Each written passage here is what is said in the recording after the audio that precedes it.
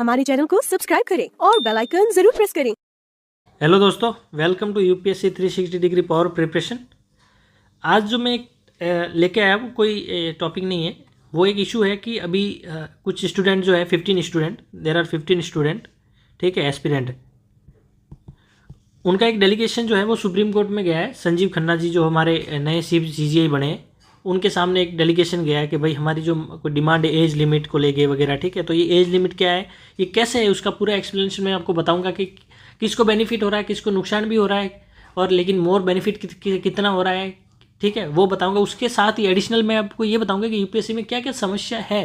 ठीक है। दूसरा ये बताने की जरूरी है कि भाई देखो, यूपीएससी बड़ी चालाकी से खेलती है।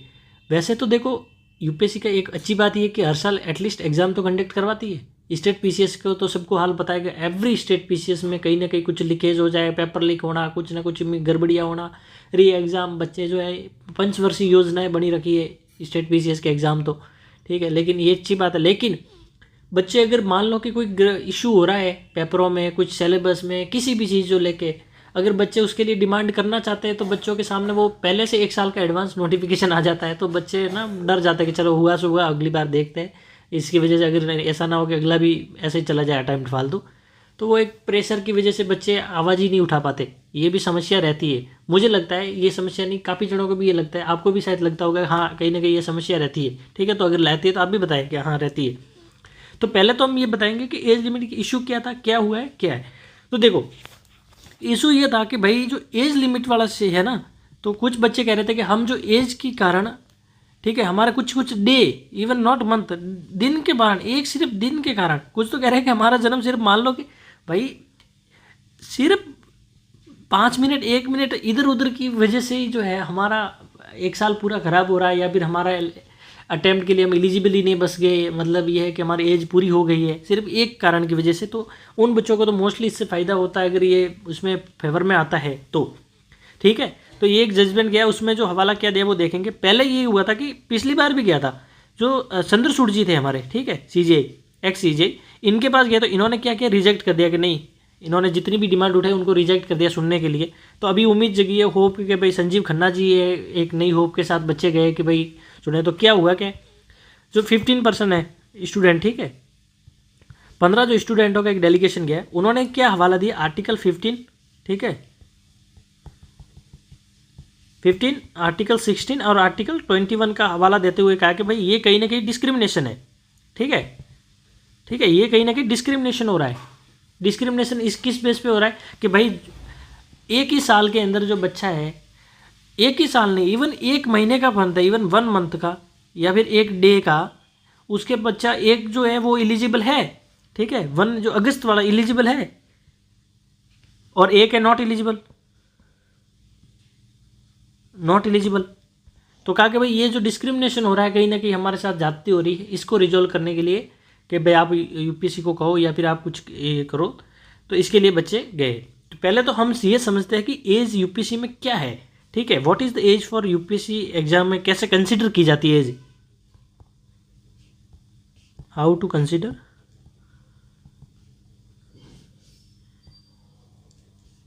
इन यूपीएससी, कंसिडर कैसे, जैसे मान लो कि यूपीएससी का नोटिफिकेशन आता है, नोटिफिकेशन आता है, तो उस नोटिफिकेशन में कैसे शुरू कैसे होता है, आपकी जो एज है वो कहाँ से काउंट होती है, ठीक है। एज जो होती है ना, वो एज आपकी जो काउंट होती है वो होती है अगस्त से। कहाँ से काउंट होती है, 1 अगस्त से, 1 अगस्त से काउंट होती है। यानी कहने का मतलब ये है कि आप अगस्त के बाद या अगस्त 1 अगस्त 1 अगस्त और आफ्टर 1 अगस्त, मतलब आपका बर्थ हुआ है, ठीक है, यू बॉर्न, तो you are eligible for the attempt, eligible for attempt. कैसे, देखो, जैसे उसके पहले हम ये जानेंगे कि भाई एज जनरल की, ओबीसी और SC/ST वगैरह से क्या क्या है एज लिमिट है। तो मान लो, लेकिन इससे पहले मैं आपको ये बता देता हूँ कि कैसे हो रहा है। मान लो कि ये जो है जैन है हो गया, ठीक है, जनवरी है, ये हो गया दिसंबर, ये हो अगस्त, है। अब मान लो ये साल तो यहाँ से शुरू हो रहा है, मान लो 2024 है, 2025 मान लो, 2025 का जैन हो रहा है, ठीक है। तो ये 2025 का जो साल है, अब नोटिफिकेशन आ गया, उसमें क्या आप 1 अगस्त होने चाहिए, आपकी कंसिडर वहाँ से की जाएगी कि आप कितने साल के हुए हो। अगर आपके डॉक्यूमेंट में मान लो कि अक्टूबर या कोई बच्चा जना है जिसको मतलब नवंबर में, ठीक है, नवंबर में बच्चा है, या कोई मान लो कि मार्च में या फिर जुलाई में, मान लो जुलाई में बच्चा, या जैन में, किसी भी मंथ में हो सकता है, ठीक है। अगर वो बच्चे की एज जो है, ठीक है, वो कैसे कंसिडर की जाएगी, या मान लो कि वो 21 साल का है या नहीं है, वो देखा जाएगा, ठीक है। अगर 1 अगस्त के बाद, ठीक है, 1 अगस्त के बाद है, मान लो 21 साल के लिए कितना हो गया, ये मान लो कि ये 1 अगस्त है, ठीक है। तो देखो ये ना, फिर जैसे मान लो कि 21 कैसे कंसिडर किया जाएगा, यानी कि जैसे देखो 31 मतलब 31 जुलाई को, 31 जुलाई जो है ना, 31 को 2004 में जन्मा हुआ बच्चा है, ठीक है, वो बच्चा है। दूसरा वो 1 अगस्त को 4 को है, तो किसको कंसिडर किया जाएगा, यानी वो एक दिन के कारण वो रह गया, जुलाई के कारण, वो भी 2004 है और ये भी 2004 है, लेकिन इसको कंसिडर कर दिया जाएगा। यानी कहने का मतलब है कि जो 1 अगस्त के यहाँ वाले होंगे उस सेम ईयर में जन्मे, ठीक है, उनका तो 21 कंसिडर किया जाएगा, ठीक है। जो बाद वाले जो जन्मे ये है वाले है ना, वो बेचारे जिस एक दिन या पहले जन्मे गए, या फिर एक महीने के कारण या एक दिन के कारण वो अटैम्प्ट उनका लिमिट हो गई, या तो अटैम्प्ट वो मतलब एज लिमिट हो गई उनकी, यानी वो जनरल में 32 है, ओबीसी का 35 है, ठीक है। तो उनकी कहीं ना कहीं एज लिमिट हो गई कि नहीं अब आप नहीं दे सकते। लेकिन अगर वो अगस्त के बाद में जन्मे तो उनका मतलब है कि हाँ कंसिडर किया जाएगा कि अभी तक है, 1 साल ये अटैम्प्ट दे सकते हैं, यानी अभी एलिजिबल है। तो ये स्टूडेंट जो है मोस्टली उनका ये कहना है कि भाई हम एक दिन के कारण ये वगैरह तो हमारे साथ डिस्क्रिमिनेशन हो रहा है। तो आप ये ज़रूर बताइए कि जो आर्टिकल है ना, आर्टिकल 15, 16 और 21 किस से रिलेटेड है, आपको इसको पढ़ना जरूरी है। वैसे भी क्वेश्चन भी बन सकता है, ठीक है। तो ये इन आर्टिकल को पढ़ना है कि इन आर्टिकल का रेफरेंस देके वहाँ गए थे। तो ये था एज लिमिट का कि कैसे करेंगे। अब उसको फ़ायदा और कैसे होगा, पहले उससे पहले हम कहीं ना कहीं यूपीएससी जो है ना वो क्या करता है हम देखते हैं, ठीक है, कि भाई एज लिमिट का क्राइटेरिया कैसा होता है, ठीक है। पहले देखते हैं जनरल में कैसे होता है। जनरल में होता है 32 नॉर्मल के लिए, ठीक है। फिर आ गया ओबीसी में कैसे होता है, ओबीसी में होता है 35। फिर होता है एससी/एसटी में कैसे होता है, इनका होता है 37 ईयर, ठीक है। अब वो होता है जैसे ये जो कैटेगरी होती है ना, इनमें जैसे मान लो कि 10 साल का रिलैक्सेशन है, 10 ईयर। तो मतलब मिनिमम जो होती है ना, मिनिमम यूपीएससी के लिए चाहिए तो वो 32 चाहिए। मैक्सिमम जो है, मैक्सिमम अगर इनमें 10 ऐड करे, ठीक है, तो मैक्सिमम अगर मान लेते तो 10 कितनी होगी, 47 जो ईयर यूपीएससी के लिए एलिजिबल है बंद। अब यहाँ अटैम्प्ट कितने, 6 अटैम्प्ट है। यहाँ पर अटैम्प्ट कितने, यहाँ पर अटैम्प्ट है 9 अटैम्प्ट है, ठीक है। नो लिमिट, यहाँ पर कोई लिमिट नहीं है, नो लिमिट है, मतलब एज कंसिडर की जाती है सिर्फ। तो ये जो है ये यूपीएससी का क्राइटेरिया। अब मान लो जिस बंदे ने कई वो जुलाई के कारण, जुलाई 31 का भी उसका बर्थ है, ठीक है, वो अगस्त में नहीं है। जनरल को ले लेते हैं, जनरल के हिसाब से, या फिर किसी भी ओबीसी जनरल को लो। लेकिन मान लो कि 32 उसका जुलाई है, तो जुलाई के हिसाब से उसका पूरा हो गया, 32 में पूरा हो रहा है। लेकिन अगर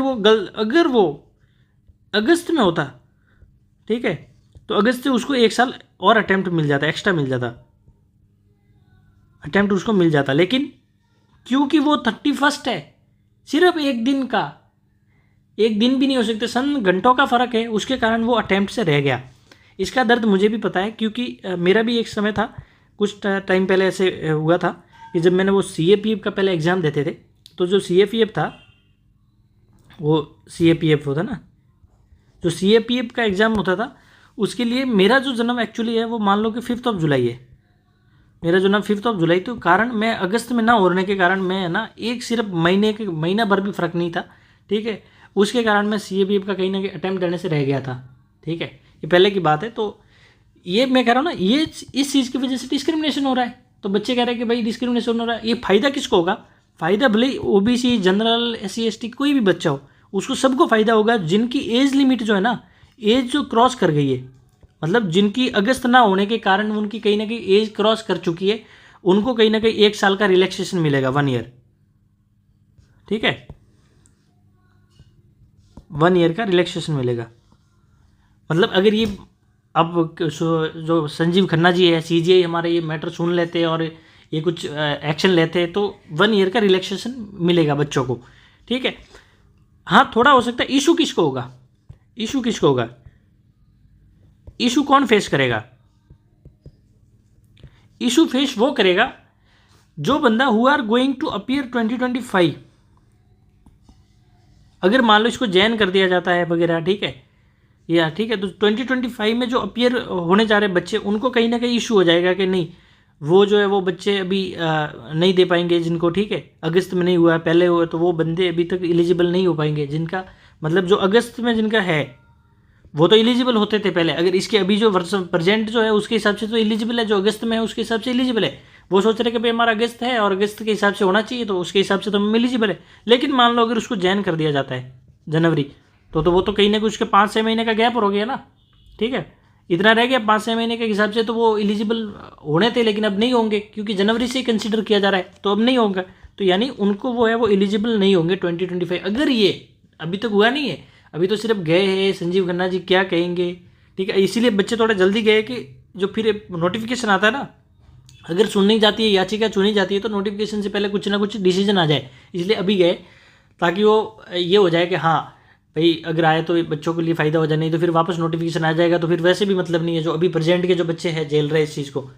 लेकिन डरने की इशू है, बात नहीं है, ये उन बच्चों को फ़ायदा ही होगा जब लास्ट में जाते हैं ना, कभी कभी कोई बच्चे लास्ट में, भाई किस्मत हो गई लास्ट अटैम्प्ट हो, लेकिन उनको वहाँ फ़ायदा हो जाएगा इसका, तो मोस्टली इसका मैक्सिमम बेनिफिट होता है, उनका भी होना चाहिए जो बेचारे इतने सालों से तैयारी करते हैं, कहीं ना कहीं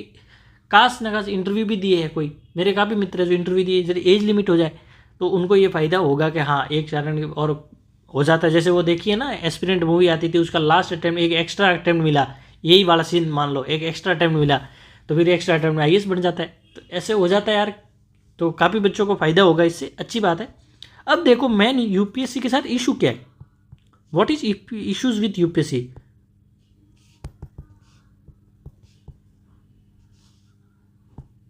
what is issues in UPSC,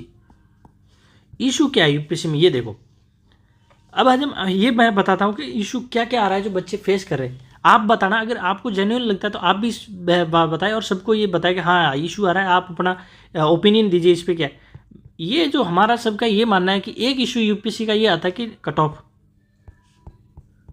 of जो है ना, UPSC जो है वो रिवील नहीं करती, रिवील करती ही नहीं है कट ऑफ कब रिवील करती है, जब फाइनल रिजल्ट आता है,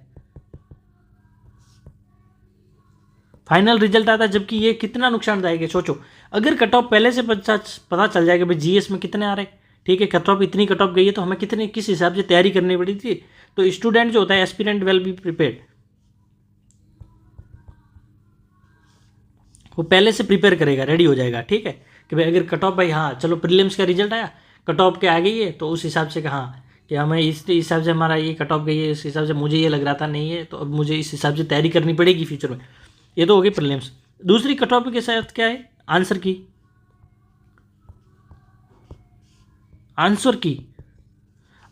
की कहीं ना कहीं UPSC वो भी लास्ट में देता है, जिससे बच्चों के क्या कोचिंग इंस्टीट्यूट जो है प्योर प्रॉपरली श्योरिटी नहीं रह पाते, श्योर नहीं है, जो भी आंसर देते तो बच्चों के अंदर रहता है कि हाँ इधर 10 क्वेश्चन, इधर कुछ ना कुछ। CSET का तो वो जो इंग्लिश वाला जो पोर्शन है पैराग्राफ का, उसमें तो कहीं ना कहीं समस्या रहती है। तो अगर आंसर की भी जारी कर दे, जैसे काफ़ी स्टेट PCS करते हैं, RPC भी करती है राजस्थान वाली, तो ये अगर ये जारी कर दे तो बच्चे ये क्यों नहीं करती UPSC, पता है ये करती है कि अगर मान लो कि हमने कोई ऐसा क्वेश्चन आंसर हमने दे दिया तो बच्चे कोर्ट ना चले जाएंगे, ऐसा नहीं होना था, तो इसीलिए वो ज़्यादा है कि कंट्रोवर्सी नहीं करना चाहते, लेकिन होना चाहिए। अगर वो तो बच्चे को इससे अपने आप में पता चलेगा कि हाँ मेरे ये इतने इतने ऐसे गलत हो रहे, मैंने क्यों गलत किया, वो बच्चे इस पर काम करेगा। अगर कट ऑफ पहले से पता चल जाए तो बच्चा उस पर फोकस करेगा चीज़ को, ठीक है। एक और चीज़ है नंबर भी बताने चाहिए, नहीं बताती है। मेंस के लिए देखे तो